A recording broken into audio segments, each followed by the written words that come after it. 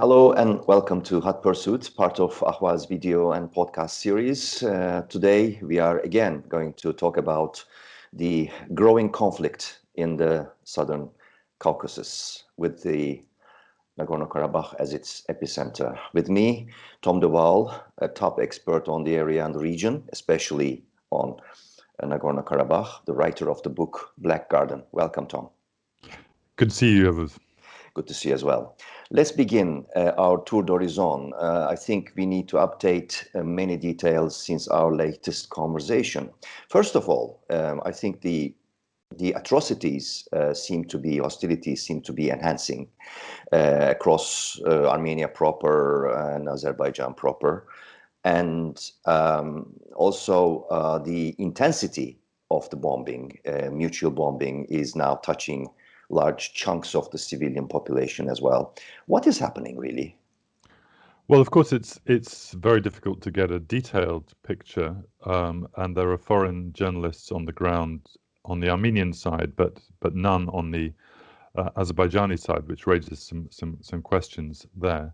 There was a couple of reporters, one reporter in Genge, Right. for France 24, but Right. it was very sporadic and just telling what it is, the destruction mainly. But as you say, it is the situation, lack of reporters. But from what we can piece together, yes, indeed, the conflict is widening. We've seen now several days of long-range weapons hitting the Karabakh main city, Stepanakert. Reports of civilian casualties, use of drones there. So this is, I get the ongoing story really and of course the Azerbaijani side talks about taking back occupied territories and that's within international law. Well, certainly those territories belong to Azerbaijan within international law, but the Karabakh targeting civilians is certainly contrary to international law, and we've seen that for several days now. Yesterday, as you mentioned, in Ganja, the Armenians launched again some long-range rockets. They said they were targeting the airport, but as we saw footage of a city street and people and casualties there. So it's intensifying. The emotions on either side are intensifying. The Armenians are saying this is a fight for our very existence. The Azerbaijanis are saying this is a fight for liberation of our lost lands. And again, a very weak international response. So not a good situation at all. In terms of military strategy, how do we read into this widening of the conflict in geographically speaking? Has Baku or Yerevan changed their strategies now by widening this? Well, not really. I mean, I guess the point to make is the geography of this conflict means that in order to prevail, you have to be fighting in a number of positions. And a lot of this is mountainous territory, which is very difficult to fight over, which also means that the use of these long-range artillery shells and so on and drones. But the other thing is obviously that the war of the 1990s was a rather localized war with low-tech weaponry, mainly between the Armenians of Karabakh and a rather disorganized Azerbaijani force. This is now a war between two states, two heavily armed states, particularly the Azerbaijani side, very, very heavily armed, lots and lots of Israeli, Russian, Turkish weapons in Azerbaijan. So that's this. There's a kind of military logic to this, that once you start this, you need to, in order to claim success, you need to widen it in order to get success. And of course, the unfortunate military logic is the other side then retaliates. This creates, and this spins out of control until someone can stop it. There was a balance of terror as the conflict went on between two sides. Now, can we say one side has more superiority now that some claim that Azerbaijani side have more sophisticated weaponry that put in usage? Well, certainly in terms of weaponry, the Azerbaijani side has much more sophisticated weaponry. But the Armenians, as we saw yesterday in Ganja, also have some long-range missiles. They have some S-300 cruise missiles, which would be incredibly fearsome weapons. the Armenians also have the advantage of the mountainous terrain, which is, again, one reason why the Azerbaijani side is using these long weapons, because to throw young soldiers into battle is literally an uphill battle in a lot of these places. And of course, that raises the issue of these alleged Syrian mercenaries, which is maybe one reason that if they are there, and I think they are there, they were deployed to the ground, was again to avoid the Azerbaijani side using young soldiers of its own. Many Western sources, Guardian topping that, reported about approximately 1,000 Syrian fighters, jihadists, mercenaries, whatever you want to call them, and there were more than 50 funerals of killed Syrian fighters, etc. And it's no longer doesn't seem to be a secret that the involvement of the or exportation of these fighters from Libya or Syria is known now, and still we don't know with how much of an irritation to Moscow it is. But since our latest conversation, I'm sure you read more into the Turkey's role, engagement, positioning, posturing. How should we read into this involvement in the eighth day of the conflict?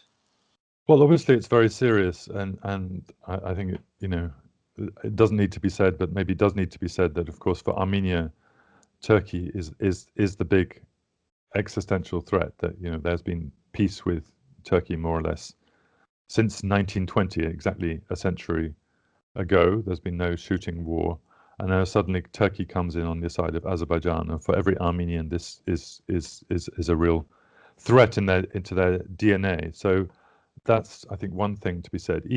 Even if the Turkish military involvement is indirect, and I mean it is direct. The Turkish involvement of the Turkish army is indirect. So it's a huge issue for the Armenians. Turkey seems to want to exploit an international vacuum where the Americans and Europeans are absent, where the Russians don't really know what to do. The Russians have been relying on as a kind of managers of the equilibrium in this conflict, and now the equilibrium is broken. So Turkey and Azerbaijan are trying to kind of exploit this moment of indecision and weakness. They want to, at the very least, get some territories back and sort of remake the negotiation process, to break the OSCE negotiation process and remake it again in their favor. That seems to be the strategy. But obviously, we don't see into the minds of the Turkish leadership what they see it for them. Are they poking the West? Are they doing this for domestic reasons? What is the strategy in Turkey? There can be many explanations for that. Do you have any explanation as far? Well, I was going to ask you, but I mean, clearly, obviously, it's a good factor for domestic politics. It plays well, fighting against the West. This narrative. Sèvres, Treaty of Sèvres was exactly a century ago. It seems to be the Sèvres syndrome repeated. The question is to what extent is this a long-term commitment? To what extent would Turkey be prepared to escalate? Because it also causes problems on other fronts, not least in NATO, which I'm sure it's causing huge problems with other NATO allies. So it's not clear where Turkey is prepared to stop here. I'd be surprised if Turkey would be prepared to go all the way. There is a puzzling point which sort of baffled us observers yesterday. Devlet Bahçeli, the political ally of President Erdogan, ultranationalist leader, ultranationalist party leader of the MHP, tweeted yesterday saying that it is of utter importance that Nakhchivan autonomous region is immediately joined Azerbaijan proper. Some observers interpret it as something obvious, something maybe he was being misled to write about. But some of us, including myself, interpret this as something of an encouragement for Azerbaijanis to to carve a way between Azerbaijan proper to Nakhchivan from south of the Karabakh. And we know that there have been more than atrocities there as well. And there were also reports as of this morning that Jabrail was taken by Azerbaijani forces. Do you see any kind of movement being more exposed there in that part, Well, I mean, alongside the Iranian region, Iranian border? Well, it has to be said that would be extremely dangerous escalation because this would involve seizing territory of Armenia in between Nakhchivan and Azerbaijan. It would also enrage Iran, which is the direct neighbor. This is the Armenian-Iran border, which is absolutely vital to both countries. In what way? In what way it is vital? For our viewers, I think it should be important to know. Well, Armenia has 4 borders, one with Azerbaijan, one with Turkey. Obviously, both of those are closed. One with Georgia, which is open, which is an important trading border, but obviously the Georgians have very strict restrictions on what they allow in. So we're getting reports of some military equipment coming through Iran, but also this is Armenia's border to the south. It's border to Iran and to the south. So were it to lose that, it would be very important. This is a north-south axis between Armenia and Iran, which neither side wants to lose. So if the territory of Armenia is attacked, then Russia has a military treaty obligation to defend Armenia. Russia's been trying to stay out of this, but it would have no option if there would be an attack of that nature. Having said all that, I don't think this is realistic. This is mountainous territory. It's very well defended, and the Azerbaijanis are still a long way from that border. It's still, it's Jabrail is the region in between. You've got 2 other regions, Zangilan and Kubatli, in between Jabrail and Armenia. And there are skirmishes there as well. Yes, but I think the chances of the Azerbaijani side taking all the territory up to the Armenian border are much smaller. Okay, I have 2 more questions, and I think these are also as important. One is, of course, the U.S. absence and Russian absence.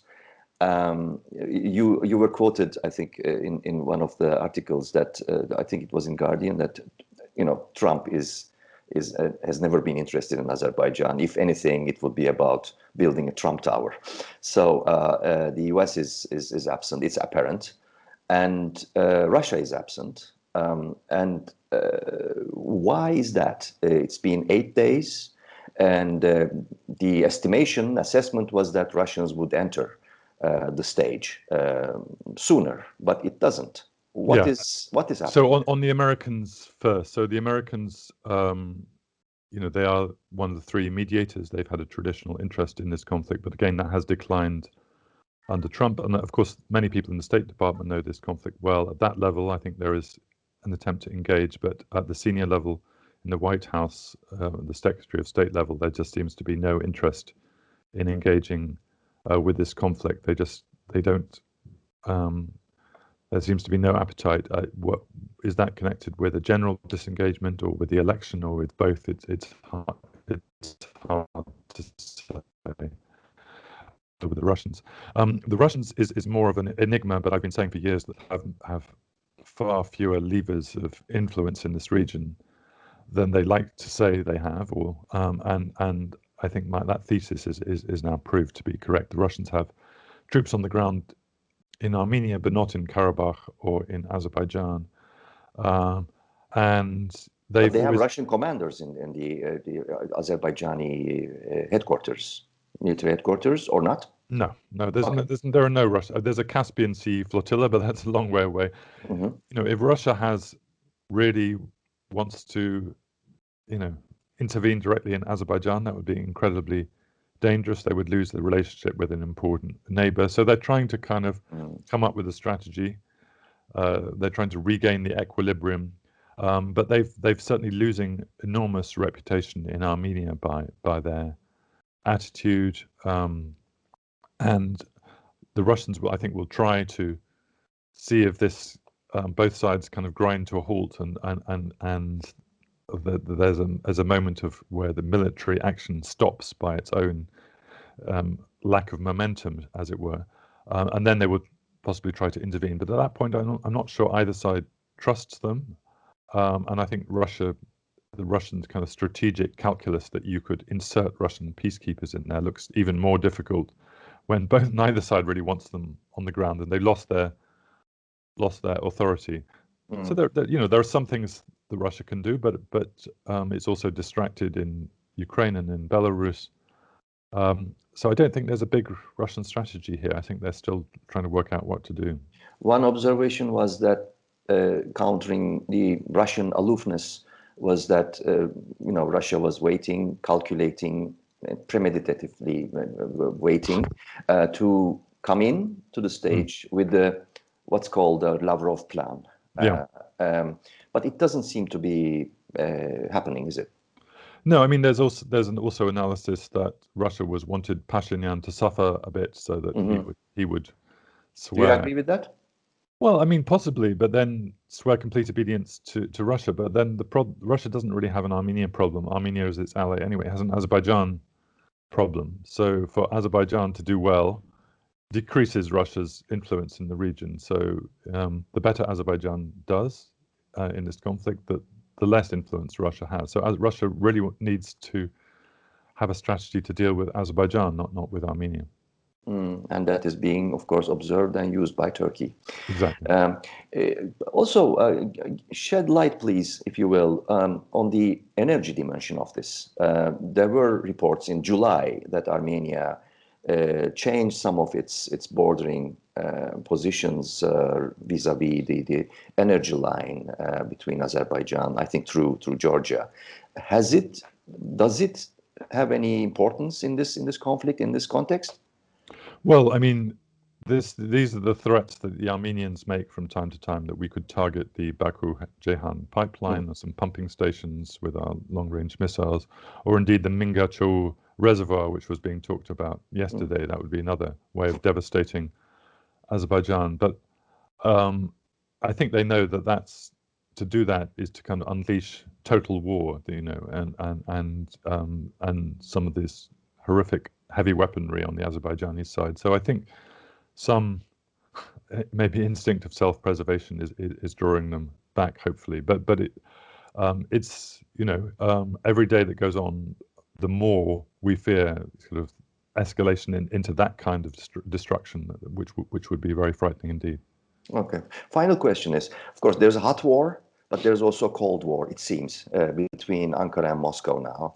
The Bloomberg article by Mark Champion points out to that. The headline of the article is Erdogan now testing the patience of Putin by growing involvement and pro-war engagement in the region. Is it happening? I mean, is Erdogan testing Putin's nerves now? Certainly. I mean, obviously, Putin and Erdogan used to have a kind of fairly good relationship of kind of mutual respect. I recall Erdogan visiting Moscow after the 2008 Russia-Georgia war. So I think it certainly to intervene into a traditional Russian region of influence like the Caucasus in this way is certainly to deeply anger Moscow, and to do it to clash in Libya by proxy is one thing, but to meet Russia and intervene directly in the Caucasus is another. So this is the beginning of a new story between Russia and Turkey, a very antagonistic story, and Russia will certainly be looking of ways to retaliate for that. It has leverage. It has leverage in many places, yeah. So we are facing up to a growing, rising Cold War between two capitals. Yeah, possibly, as if the positions do not change. Or we're back to the 19th century when Russia and Turkey seem to fight a war with one another every 5 years, but we hope not. But Tom de Waal, a top expert on South Caucasus and conflict of Nagorno-Karabakh, and the author of the book Black Garden. Thank you for this conversation, Tom. Thank you, Yavuz.